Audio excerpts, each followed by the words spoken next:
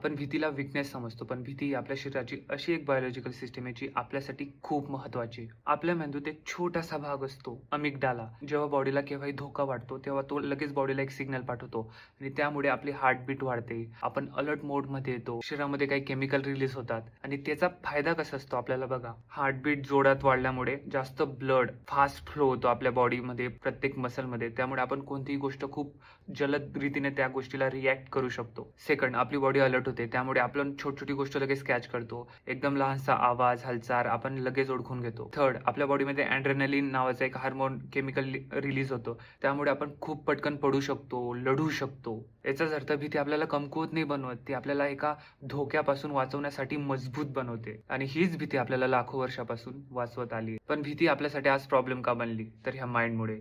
धोका नसतानाही आपण फ्युचरचे विचार करतो. फेल झालो तर पुढे काय होईल? भविष्यात काय होईल? लोकं काय म्हणतील? म्हणजे जी गोष्ट झाली नाही ती आपण आता विचार करतो आणि याचमुळे त्या भीतीच्या सगळ्या गोष्टी होत्या ज्या तुम्हाला मी आधी सांगितलं, जी बॉडी स्वतःला वाचवण्यासाठी करते आणि आपल्याला वाटतं की आपण खूप घाबरून गेलोय आणि याचमुळे आपण खूप टेन्शनमध्ये जातो, डिप्रेस होतो. म्हणून पुढच्या वेळेस भीती वाटली तर स्वतःला एक प्रश्न विचारा, ही भीती खऱ्या परिस्थितीमुळे निर्माण झाली की फक्त माझ्या एका विचारामुळे? आणि जर ती भीती फक्त विचारांमुळे असेल तर लगेच तुमचे ते विचार थांबवा आणि प्रेझेंट मुवमेंटमध्ये या. कारण बहुतेकदा भीती रिॲलिटीमध्ये नसते, ती फक्त आपल्या इमॅजिनेशनमध्ये असते.